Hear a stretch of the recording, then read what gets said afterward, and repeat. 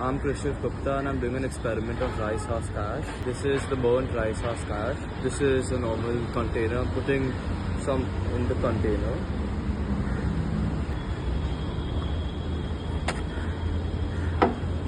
So the first thing which I have to see is the color, or what does it look like. So black, grey, powdery or rough. So you can tell it's black. You can tell it's black in color, and it is powdery, but it's also rough. When it's powdery, it's not a smooth type of roughness. It's not smooth powder. Yeah, it's slightly coarse. So then I have to see how it smells. It's a bit burnt because it's burnt rice husk ash. It's burnt because at the end of paddy fields, after the paddy field farming was over, the farmers are going to basically burn whatever rice husk they have left, and that goes into an ashes form, and that's what I'm experimenting with right now to see if we can substitute cement. And the final thing which I need to prepare is a litmus test. This is pure distilled water, and you use distilled water in practical chemistry because it removes impurities which normal water may have. So over here I have 50 grams of rice husk ash which I've bought online, and this is distilled water. So I've seen the ratio, it's supposed to be 1:5 ratio. So because I'm using 50 grams of this, I'll be using 250 ml of distilled water. So first I'll start by adding the 250 grams of rice husk ash.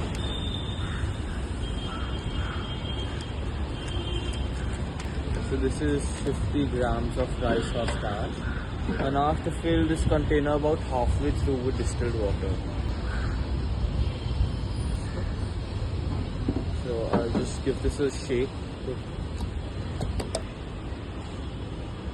How much time you have to keep it? 5 to 7 minutes. I think I need a bit more water. I have to add a bit more water because I put the cement first. You get tiny particles of air bubbles. Yeah. Homogeneous. So as you can see, this is how it is right now. I have to leave it for about 5 to 7 minutes before I can conduct the pH test. So we'll come back in 5 minutes.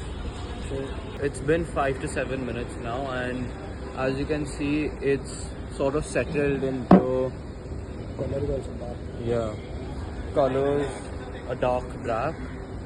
It's a bit different from its ashy form because you can see it's formed a sort of compound on the top. So let's start with the red litmus paper.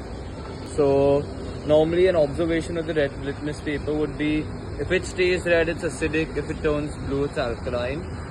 So after I dip it as well, we'll have to leave the litmus paper for 2 minutes. So we'll move on to the others till that time.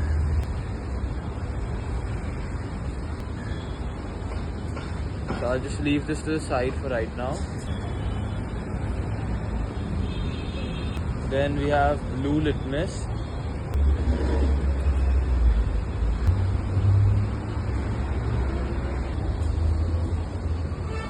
And finally, universal indicator.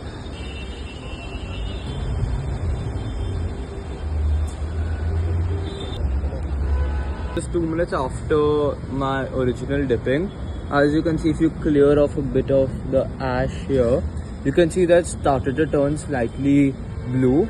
And the observation for red litmus is that if it turns blue, it's alkaline in nature. Then let's move on to the blue litmus. I'll just sort of brush off some of the things there. But as you can see, wholly it stayed blue throughout. You don't see any shades of red in particular, which shows that it's remained alkaline. And finally, universal. It's something I tried here. However, it's not worked for this experiment because for universal indicator, you normally require 2 miscible liquids.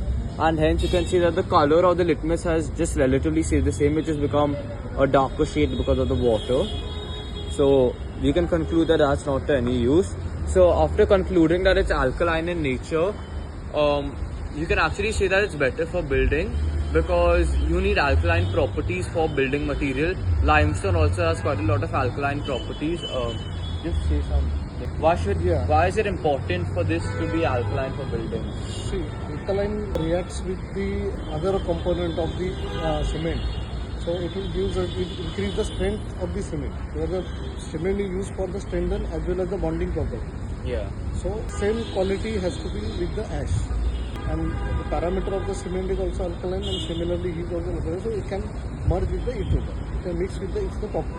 That's why we can use this method as a replacement or in coordinate or in the mixture with the cement, or some quantity of the ash with the some quantity of the cement we can mix, and we can use this for the construction part.